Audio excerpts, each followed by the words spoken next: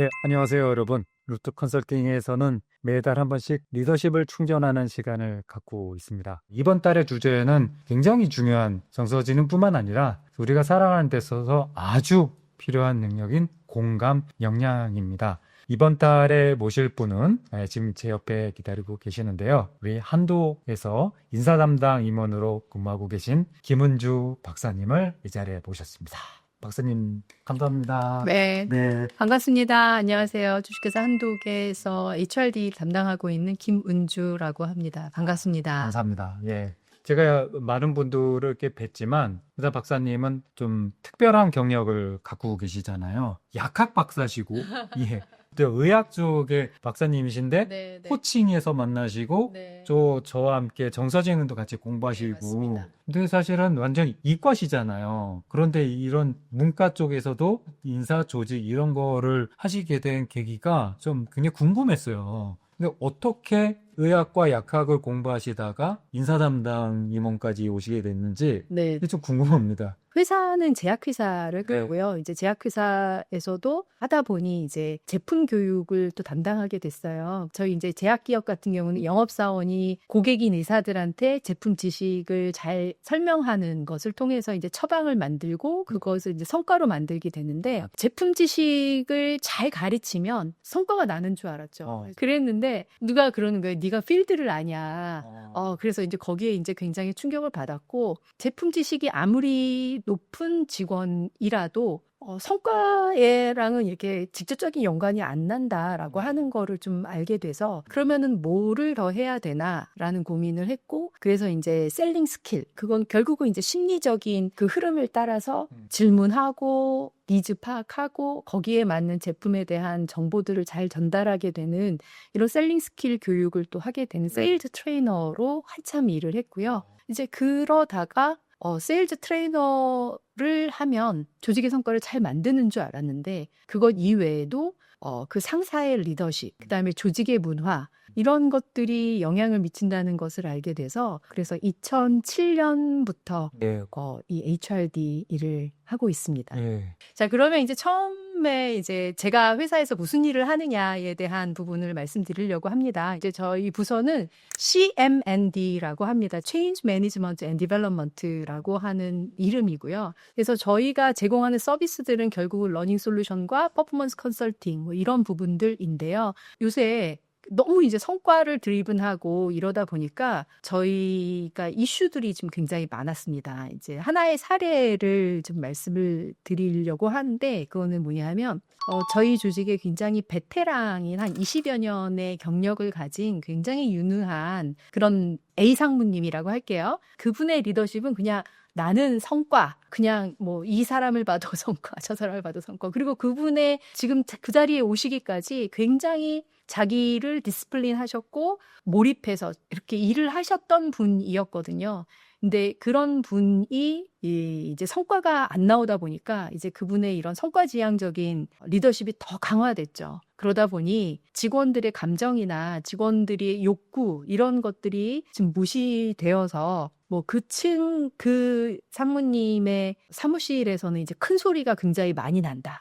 이제 큰 소리가 나면 사람들은 쥐죽은 듯이 조용해지고 직원들은 점점점 활기를 잃고 또 이제 파트너사 미팅이나 이제 이런 게 있을 때 실수하면 그것을 이제 따로 불러서 하는 것보다 많은 사람들 앞에서 뭐 이렇게 지적을 하고 이제 이분의 입장에서는 다른 사람들한테도 학습을 할 수 있도록 이렇게 이제 고기를 하시는 거죠. 본인이 원하는 것들은 그거였지만 사실 받는 직원의 입장은 굉장히 모욕감을 느끼고 존중받지 못한다라고 하는 이런 부분들이 되게 많았죠. 그래서 그 조직에 계속 이슈가 생겼고 직원들은 퇴사가 굉장히 많아지고 다른 부서로 옮기려고 하는 것들이 많아지고 그리고 남아있는 사람들은 자기 의견을 얘기하지 않고 또 그러다 보니 점점 이 조직의 분위기가 좀 안 좋아지고 뭐 이런 것들이 좀 생겼습니다. 성과를 드리븐하기 위해서 리더십을 굉장히 강력하게 발휘했는데 오히려 성과는 더 안 좋아진 그런 악순환이 됐고 또 리텐션이 굉장히 안 좋아지다 보니까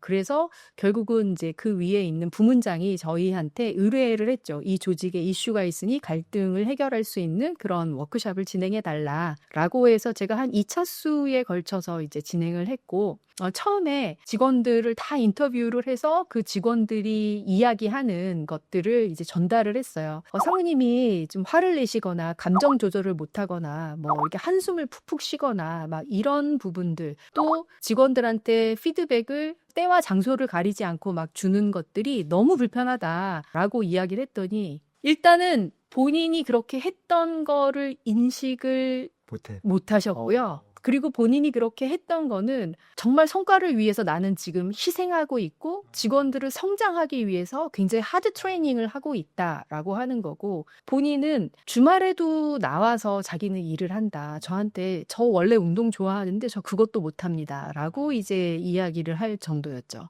그래서 이제 그런 워크숍들을 진행하면서 서로 간의 어떤 소통을 촉진하는 그런 노력들을 좀 했는데도 이분이 이제 받아들이는 데는 굉장히 좀 시간이 걸렸고 결국은 회사를 이제 떠나시게 됐고 그 조직도 좀 새로운 변화가 좀 필요했던 그런 사례가 있었습니다. 그래서 저는 이제 이것들이 리더의 공감 역량이 얼마나 중요한가 이제 이런 부분들을 좀 알게 됐고 또 이런 심텀이 보일 때 HRD로서는 빨리 개입을 해야 되겠다. 조직의 신뢰가 굉장히 뭐 망가질 대로 망가지고 나서 할 게 아니라 굉장히 빨리 좀 움직이는 게 좋겠다라는 이제 생각이 들었습니다. 이제 반면에 또 다른 사례 하나를 말씀을 드리면 고대에서 흉부외과의 전문의로 계셨다가 지금은 이제 한국형 그 신약 개발하는 그런 프로젝트 단장으로 계시는 선경 교수님이라는 분이 계세요. 뭐 흉부외과도 굉장히 빡센 데거든요. 도제식. 그럼 이래서 선배가 뭘 할 때 뭐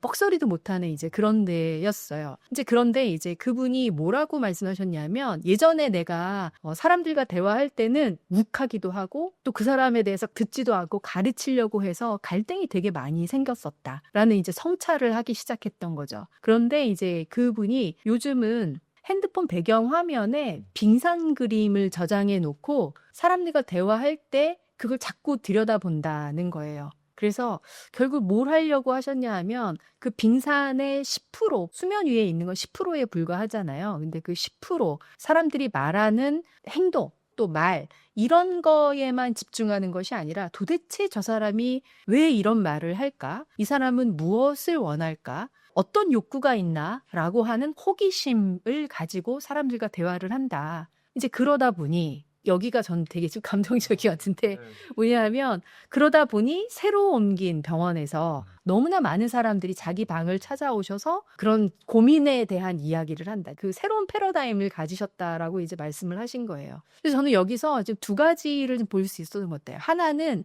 사람이 공감하는 데에 이 사람이 얘기하는 텍스트만 보는 것이 아니라 그 밑에 깔려있는 욕구가 무엇인지 본다는 호기심이라고 하는 부분이고 또 하나는 공감 역량이 결국은 학습될 수 있구나. 개발될 수 있구나라고 하는 거가 이 성경 교수님의 그런 말씀 속에서 좀 알았던 것 같아요. 그래서 이제 이거를 사티어의 그 빙산 이론이잖아요. 이것들을 보면 사람들은 대화할 때 여기에서 보이는 뭐 행동, 태도 뭐 이런 걸로 우리가 전달하지만 이제 리더는 깊이 있게 보는 거는 도대체 그 사람이 왜 그런 말을 하는지, 왜 그런 행동을 하는지, 나의 그런 생각과 감정, 이 원하는 것, 이것들을 이렇게 바라봐야 된다라고 하는 거죠. 그래서 결국 이런 것들이 공감되었을 때 이 사람의 생각, 이 사람이 왜 이런 감정들을 갖게 됐는지를 이해했을 때 리더로서 더 많은 영향력을 미칠 수 있다?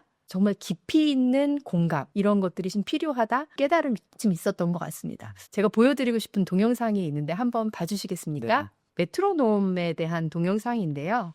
처음에는 이 메트로놈이 각자 다른 속도로 칩니다. 다른 박자를 치고 있죠. 이렇게 알루미늄 캔 위에 올려놓고 일정 시간이 지나면 이 메트로놈들이 점점 치는 속도를 맞춰갑니다. 어느 시점쯤에 가서는 저렇게 동일한 박자를 치는 것을 보실 수가 있습니다. 너무 놀랍지 않습니까?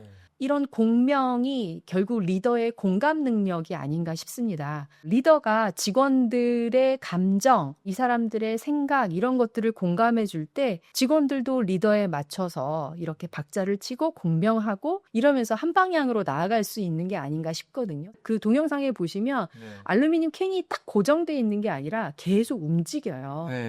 이 진동을 서로 전달해 주는데 저는 굉장히 큰 영향을 미쳤다라고 생각하거든요. 그래서 결국 리더의 역할이라고 하는 거는 직원들의 한 판에 올려놓는 것, 하지만 올려놓고서 고정적으로 있는 것이 아니라 본인이 굉장히 유연하게 움직이면서 직원들이 자기 속도를 막 내는데 스스로 맞춰갈 수 있도록 해주는 것, 이런 것들이 영향을 미치지 않았을까? 라고 생각합니다. 저는 그래서 왜 공감을 받으면 직원들이 몰입할까? 사실 이제 자극이 왔을 때 사람들은 그 자극에 대해서 반응으로 감정을 나타내기도 하고 바로 행동을 나타내기도 하고 이런데 오늘은 이제 감정에 대해서만 좀 생각을 해본다면 사람들이 일상적으로 생각할 때는 자극이 오면 바로 반응을 하는 것 아닌가? 바로 감정이 느껴지는 것 아닌가? 라고 생각할 수도 있을 것 같아요. 하지만 이 자극과 반응 사이에 이 공간이 있고 이 공간에서 작동하는 것이 굉장히 많은 팩터들이 있다라고 하는 거죠. 제가 저기 써놨던 것처럼 무의식, 또 이 사람의 그간의 경험, 이 사람의 성별, 나이가 어떠냐에 따라서 뭐 본인이 살아왔던 환경 등등 이러한 여러 가지 팩터들이 자극이 받고 그다음에 감정으로 전달하게 되는 요 사이가 있는 것 같아요. 그래서 똑같이 피드백을 받아도 어떤 친구들은 나의 성장을 위해서 내 상사가 피드백을 주는구나 라고 굉장히 고맙다라고 하는 긍정적인 감정을 나타내는 반면 어떤 친구들은 실제 저희 그런 사례 있었거든요. 똑같이 피드백을 줬는데 그 친구는 자기를 미워하고 인격적으로 모독하는 거다, 자기를 무시하는 거다라고 감정을 표현하는 경우도 있었어요. 근데 우리가 이제 감정을 공감해 준다라고 하는 부분은 사실 앞에 이야기한 무의식 경험 이런 부분들을 수용해 준다. 그 필터를 수용해 준다라고 하는 거고 이런 무의식 경험, 성별, 나이 뭐 이런 모든 것들은